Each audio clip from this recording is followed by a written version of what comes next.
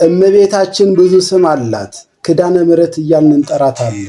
ኪዳነ ምሕረት ማለት የምሕረት ቃል ኪዳን ማለት ነው። እመቤታችን ጌታችን ካረገ በኋላ በዚህ ዓለም በሕይወት እስካለች ድረስ ጌታችን በተቀበረበት በጎልጎታ ዘወትር እየሄደች ትጸልይ ነበር። ምን ታደርግ ነበር? ትጸልይ ነበር።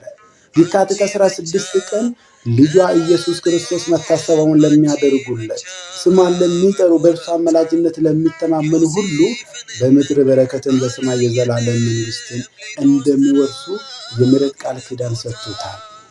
በዚህ መሰረት ቃል ኪዳኗን ምክንያት በማድረግ ኪዳነ ምሕረት እያልን እንጠራታለን። ማቲ ዋቀዮ ሀቲቴኝ ዱርቤን ማርያም መቃባዬ ቀብዲ ከኳራርሱማ ጀኔስ ነዋምና ከኳራርሱማ ጀቹን ከኳራራ ጀቹዳ እርጋ ጎፍታን ኬኛ ኦልቤ አንጋ አዱኛ ከነረ ልቡን ጅርቱት ጊፍትን ኬኛ ዱርቤን ማርያም የሮንዳ ጎልጎታ በከ ጎፍታን ኬኛ እቲ አዋላሜ ይንከዳት ቱርቴ ማልጎት ቱርቴ ይንከዳት ቱርቴ እና ይሽን ታስስተ ረቱንዳው ነማ መቃሼ ዋመን አራርሱማ ይሽ ረት አመነመን ሁንዳፍ ለፈይረት ኢብ ሞቱማ በረበራ ሰሚረትስ ጅሬኛ በረበራ ካርገተን ከኳራራከኝ ካኮንሼራ ከንኬ ከኳራርሱማ ጀነሼ ዋመን እኙ ጀነ ዋመንና ከኳራርሱማ ጀነሼ ዋመን ኪዳነ ምሕረት እያልን እንጠራታለን።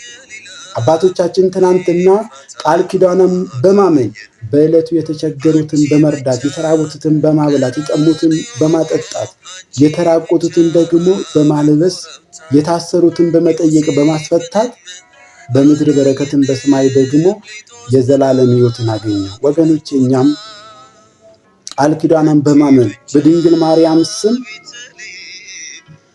በሌላ ቀንን በዕለቷም የተቸገሩትን በመርዳት የተራቡትን በማብላት የተጠሙትን በማጠጣት የተራቆቱትን በማልበስ የታሰሩትን በመጠየቅ በምድር በረከትን በሰማይ የዘላለም ሕይወትን እንድናገኝ የድንግል ማርያም ምልጃ ሁላችንም ይርዳል።